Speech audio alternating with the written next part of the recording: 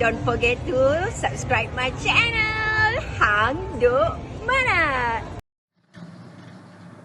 Assalamualaikum, selamat datang lagi ke channel Hang Duk Mana. Mari kita dengar respon Iswardi Murni terhadap isu Wan Faizal gesa kerajaan bentang pindaan Akta 355 untuk elak dosa. Ahli Parlimen Macang Wan Ahmad Faizal Wan Ahmad Kamal menggesa kerajaan membentangkan cadangan pindaan Akta Mahkamah Syariah bidang kuasa jenayah 965 Akta 35 bagi mengelakkan dosa kerana tidak melaksanakannya. Okey tuan, mari kita dengar respon Iswardi Murni. Dia akan letak komen macam biasa. Kita mulakan Alright. Okey, Wan Faizal gesa kerajaan bentang pindaan Akta 355 untuk elak dosa. Ahli Parlimen Macang Wan Ahmad Faizal Wan Ahmad Kamal menggesa kerajaan membentangkan cadangan pindaan Akta Mahkamah Syariah bidang kuasa bagi mengelakkan dosa kerana tidak melaksanakannya. Mengelakkan dosa, menerusi hantaran di Facebook Wan Faizal berpandangan cadangan pindaan itu perlu bagi memulihkan imej Mahkamah Syariah yang beberapa pihak mencabar kuasanya. Saya menyokong penuh pendirian PAS dan PN bahawa pindaan Akta 55 perlu dibentangkan oleh kerajaan sendiri dalam masa terdekat untuk memastikan dosa tidak menjalankan undang-undang syariah tak jatuh pada semua orang Islam. Sebaik pindaan itu dibentangkan, katanya ahli parlimen boleh membahaskan dan membuat undian di Dewan Rakyat. Sudah tiba masanya ia dipinda untuk memperkasakan Mahkamah Syariah dengan meningkatkan tahap hukuman yang tidak cukup hari ini agar Mahkamah Syariah dipandang tinggi dan serius oleh masyarakat Islam, khususnya umat Islam. Wan Faizal dan juga Ketua Pemuda PN turut memberitahu orang bukan Islam supaya tidak masuk campur dalam hal ehwal agama itu. Dia berkata undang-undang itu hanya terpakai kepada orang Islam, manakala orang bukan Islam boleh merujuk kepada mahkamah sivil. Justru katanya orang bukan Islam tidak perlu membuat sebarang kenyataan yang boleh menimbulkan keresahan. Wan Faizal berjaya merujuk kepada kenyataan Majlis Perundingan Agama Buddha, Kristen, Hindu, Sikh dan Tiong Malaysia sebelum ini menentang cadangan pindaan itu. Akhirudin juga berkata perkara sedemikian. Baik. Itu saya dah ulas semalam juga beberapa hari lepas. Yang pertama sekali, yang menariknya, bila Wan Faizal merujuk perkara Akta 355 ni kepada dosa dan pahala. Okay, kalau dia kata untuk mengelakkan dosa, arti kata kalau kerajaan tak buat jadi berdosa. Soalan kita, adakah Faizal mengakui bahawa Perikatan Nasional yang terdiri daripada PAS dan juga Bersatu telah melakukan dosa? Adakah daripada kenyataan ini Wan Faizal telah menuduh bahawa PAS telah melakukan dosa? Kenapa tuan-tuan? 33 bulan mereka memerintah. 33 bulan mereka menjadi kerajaan. Malah menteri undang-undangnya daripada PAS, tuan-tuan. Bukan Azlina Osman yang orang PAS kata sebagai tak cukup syarat jadi orang Islam tu. Bukan. Yang ni memang orang PAS yang dikatakan dah pegang kunci syurga tu, katanya lah kan. Saya tak kata, orang kata.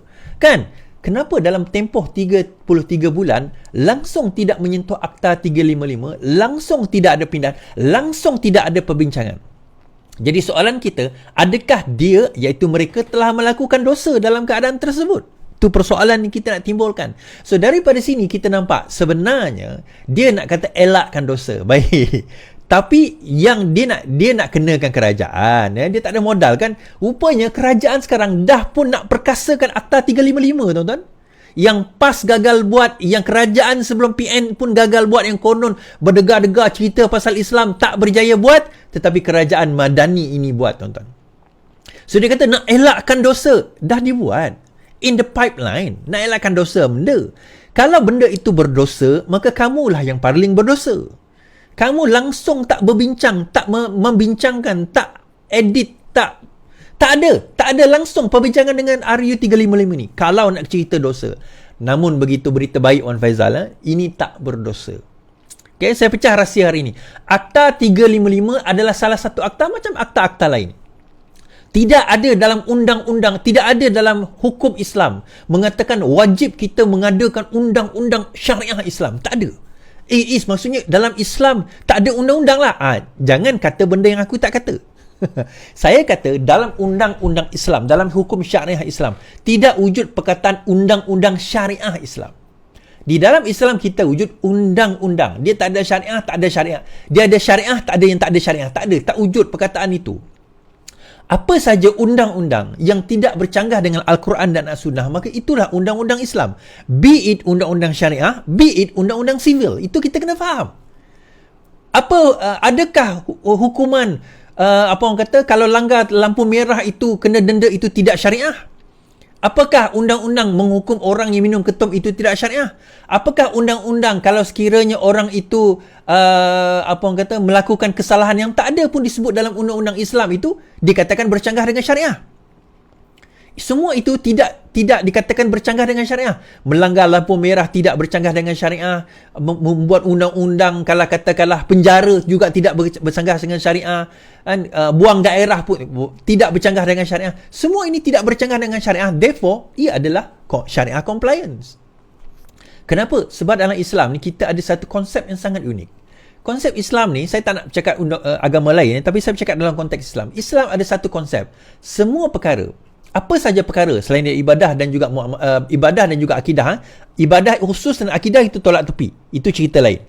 Selain daripada itu, apa saja perkara yang tidak bercanggah dengan Islam, maka itu adalah selari dengan Islam, juga dikatakan undang-undang Islam. Itulah dia undang-undang Islam. Sebab itu saya kata dalam hukuman, di dalam hukuman ni dia ada 3. Dia ada kesalahan, dia ada pembuktian dan dia ada hukuman. Ada undang-undang kita, kesalahan itu dah ada. Saya ambil contoh zina. Zina itu undang-undangnya sudah ada. Kesalahannya sudah ada. Cuma cara pembuktian dan hukumannya tidak ada. Tetapi kesalahannya ada dalam undang-undang syariah. Kan? Apa lagi? Kalau kita tengok mencuri. Mencuri, kesalahannya dah ada. Cuma daripada segi pembuktiannya dan juga kesalahan yang boleh membawa kepada potong tangan itu tidak ada. Tetapi kesalahan yang boleh membawa kepada takzir itu sudah ada. Jadi adakah itu mengatakan tidak kita letak undang-undang mencuri itu di bawah sivil, therefore dia kafir? Tak. Kalau siapa cakap macam tu bermakna dia tak faham Islam tu macam mana.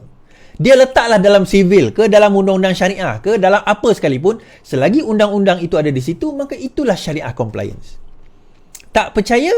Jom kita debat isu ini. Kan? Kita debat isu ni. Kita boleh, dia letak dalam undang-undang sivil, therefore tak boleh. Hakim dia tu bukan hakim yang adil. Tak ada syarat hakim tu hakim tu bukan orang Islam, tak boleh. Tak ada syarat hakim tu kena orang Islam, tuan-tuan. Syaratnya hakim tu kena adil. Even pemimpin pun tak ada syarat pemimpin tu kena orang Islam. Sebaik dan seafdalnya mesti Islam lah. Tetapi tak ada syarat utama mesti Islam. Syaratnya adalah dia mesti seorang yang ada kekuatan dan juga amanah. Kalau semua pemimpin kena Islam, berdosa besar orang duduk UK sekarang ni. Yang mana tinggal kat UK, yang tinggal kat US. Sebab pemimpin dia bukan Islam. Berdosa besar, dia kena hijrah tu. Tak boleh duduk negara tu. Habis tu macam mana? Kan? Sebab itu saya kata, dalam bab-bab sebegini, dia banyak kelonggaran. Tetapi orang yang konon-konon nak memperjuangkan Islam dan juga jamaah Islam, dia tak faham benda ni. Kesilapan inilah yang sebenarnya ialah dia contribute balik kepada zaman dahulu lah. Di mana kita salah faham, kita melihat seolah-olah macam Syiah tau. Syiah ni melihat imamah itu adalah satu akidah. Kita ahli sunnah wal jamaah, kita tak melihat imamah, kita tak melihat undang-undang itu sebagai akidah. Kita melihat dia dalam konteks muamalah. Bagaimana kita berinteraksi di antara manusia. Ini kesilapan kita. Dan kalau begitu kita kata, kalau dilihat berdosa, adakah kerajaan sebelum ini juga dikatakan berdosa? Adakah Wan Faizal mengaku bahawa mereka juga berdosa? Perkara sebegini yang Wan Faizal kena perhatikan. Okay? Okay, habis kat situ. Alright. Sekarang ni UMNO Selangor tegur Tengku Zafrul, tuan-tuan. UMNO Selangor tegur Tengku Zafrul. Baik.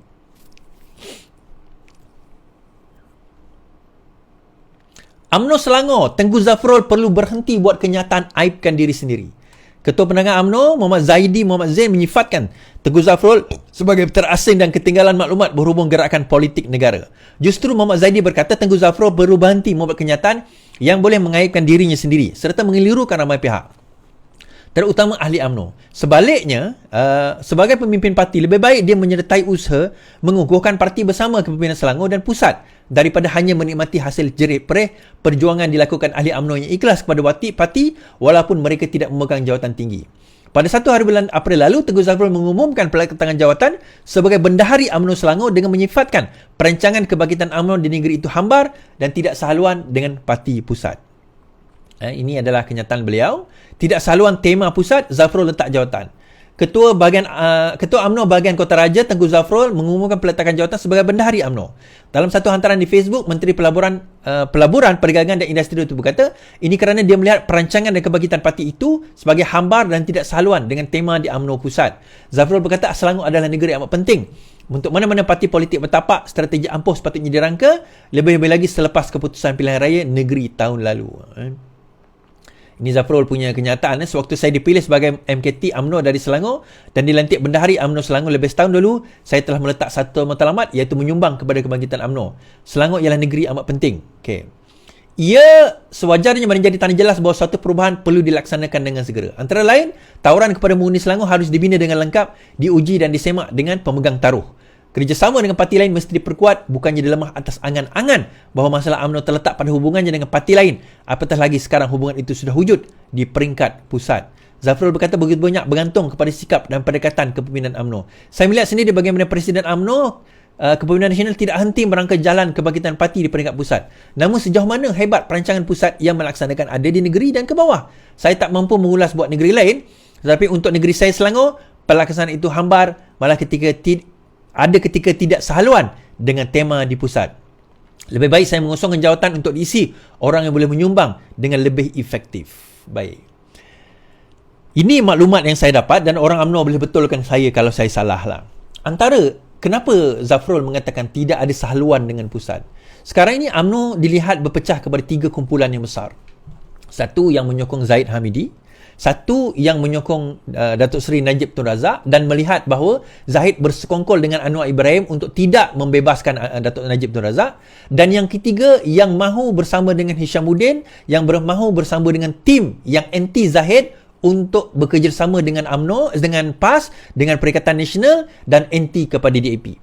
So, 3 haluan ini dan Zafrul dilihat sebagai pro kepada Zahid, membawa kepada perpecahan di dalam UMNO, bukan setakat di Selangor sebenarnya, tetapi di juga peringkat nasional.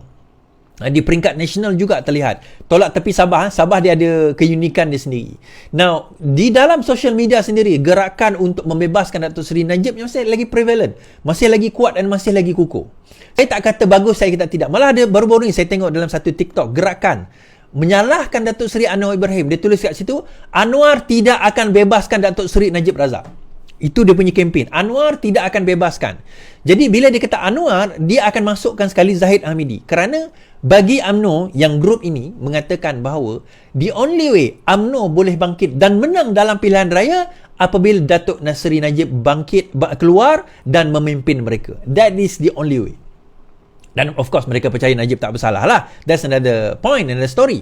Tetapi sekarang ini perpecahan ini dilihat di dalam UMNO akan memecahkan UMNO further kalau mereka tidak dapat mencari titik tengah kepada pertembungan ini.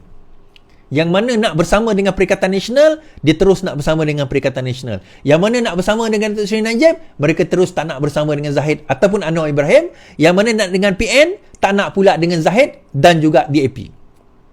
So yang ni yang prevalent sekarang ni. Dan UMNO kalau mereka terus dalam keadaan sebegini, macam saya katalah, they are now, kalau dulu saya kata dulu dalam pilihan raya masa kita bertembung, saya kata PRU ke-15 kita letak satu batu nisan, di PRU ke-16 batu nisan kedua. Tamat riwayat UMNO. Berkemungkinan besar kalau ini keadaan dia, tak perlu kita letak batu nisan. Berkemungkinan UMNO sendiri akan letak batu nisan yang kedua. Saya nampak kalau sekiranya Datuk Seri Zahid, Datuk Zahid Hamidi tak ada lagi dekat situ, mungkin dia kalah dan sebagainya, mungkin dia jatuh, whatever the reason, berkemungkinan besar pertemuan di antara 3 kelompok ini akan semakin prevalent dan akan further memecahkan UMNO. Saya tak nak komen lebih, saya tak kata negatif atau positif tentang 2 perkara ini. Itu hanya perhatian saya sebagai orang luar. Okey, saya baca detail lagi. Menerusi hantaran di Facebook, Wan Faizal berpandangan cadangan pilihan itu perlu bagi memulihkan imej Mahkamah Syariah selepas beberapa pihak mencabar kuasanya. Saya menyokong penuh pendirian PAS dan PN bahawa pilihan akta dia perlu dibentang oleh kerajaan sendiri dalam masa terdekat untuk memusnahkan dosa tidak menjalankan undang-undang syariah tak jatuh pada semua orang Islam. Itulah komen kita lah masa dia orang 3 bulan tak nak pula dia orang bentang. Kalau dulu masa dia orang berkuasa settle kan lah, kenapa dia orang tak settle kan? Pelik betul Wan Faizal ni. Kelantuan, mari terus menyiapkan kerajaan perpaduan dan Pihak Ibrahim. Assalamualaikum.